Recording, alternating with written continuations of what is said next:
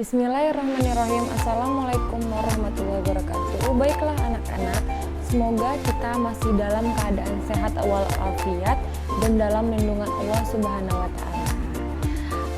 Kembali lagi dengan saya Nila Pratiwi, mengampu mata pelajaran akuntansi di kelas 12 SMK Al-Muhajirin. Sebelum kita memasuki mata pelajaran kita selanjutnya, kita akan membaca doa sebelum belajar menurut kepercayaan masing-masing. Berdoa dimulai, berdoa selesai. Baiklah anak-anak, pertemuan ketiga ini kita akan membahas materi subbab tentang akuntansi perusahaan dagang. Sebelum kita memasuki pelajaran perusahaan dagang, kita harus mengetahui dulu perusahaan dagang itu apa. Seperti itu.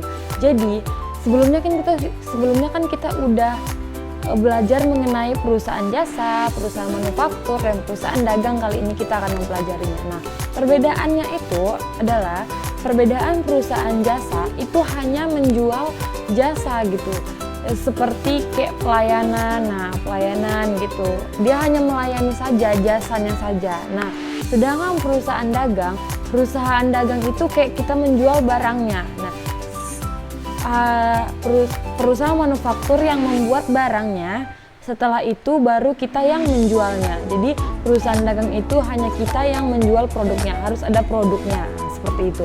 Jadi kalau perusahaan manufaktur itu kayak terdiri kayak bahan mentah, bahan setengah jadi, dan bahan jadinya gitu. Nah, jadi bahan jadinya ini dijual oleh si perusahaan dagang. Nah, seperti itu dia. Kita akan memasuki pelajaran perusahaan dagang. Nah, perusahaan dagang itu yang akan Ibu jelaskan yang pertama itu adalah jurnal dan buku besar. Nah, jurnal itu apa Ibu? Gitu. Jurnal itu adalah semua bagian transaksi yang terdapat di dalam perusahaan akan dicatat ke dalam jurnal. Nah, jurnal itu terdiri ada 5 bagian. Nah, apa saja Kak itu gitu kan. 5 jenisnya itu akan Ibu jelaskan di slide berikutnya. Baiklah, Ibu akan menjelaskan tentang jurnal. Nah, ada 5 jurnal. Yang pertama yaitu jurnal pembelian. Nah, jurnal pembelian itu contohnya kayak yang mencatat pembelian barang kredit. Nah, hanya barang kredit yang dicatat di dalam jurnal pembelian. Selanjutnya jurnal penjualan. Contohnya itu adalah penjualan barang kredit. Nah, yang dicatat di jurnal penjualan itu khususnya hanya penjualan barang kredit saja. Selanjutnya yang ketiga, jurnal penerimaan kas. Contohnya itu penjualan secara tunai. Nah, jadi penjualan tunai itu dicatat di dalam jurnal penerimaan kas. Yang keempat itu jurnal pengeluaran kas.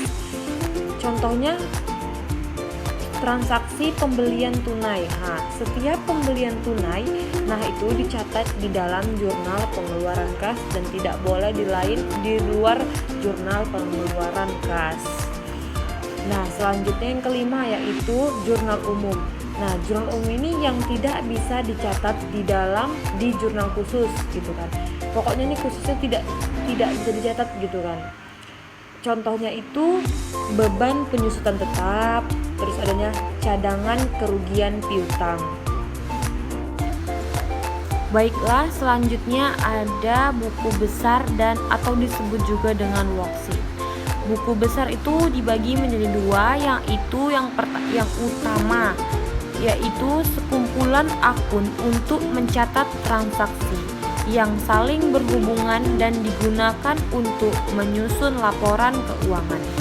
Nah, untuk menyusun laporan keuangan, yang pertama adanya transaksi, terus dicatat di jurnal, terus lanjut ke penyesuaian, selanjutnya masuk ke buku besar, lanjut ke neraca saldo, terus neraca saldo setelah disesuaikan, terus masuk ke worksheet, terus neraca lajur terakhir. Itu untuk menyusun laporan keuangan. Selanjutnya buku besar pembantu. Nah, yaitu mencatat akun tertentu sesuai nama pemasok, pelanggan, dan perubahannya secara rinci.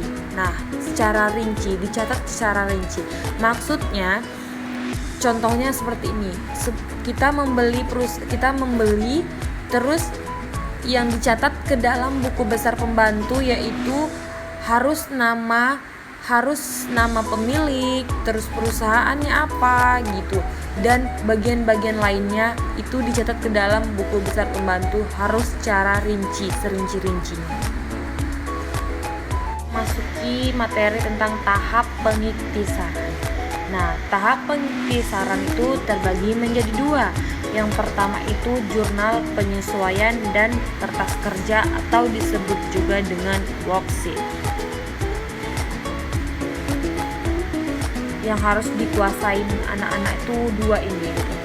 Jadi jurnal penyesuaian akun-akun apa saja yang harus disesuaikan. Nah, akun yang perlu disesuaikan peralatan, beban dibayar di muka, terus penyusutan aset tetap. Nah, terus yang kedua itu worksheet atau kertas kerja, yaitu akun-akun elemen aset utang modal dilaporkan di laporan neraca. Nah, jadi aset utang modal dilaporkan di bagian neraca. Terus akun-akun elemen pendapatan dan beban dilaporkan di laporan laba rugi. Nah, jadi pendapatan dan beban hanya dilaporkan di laporan laba rugi saja.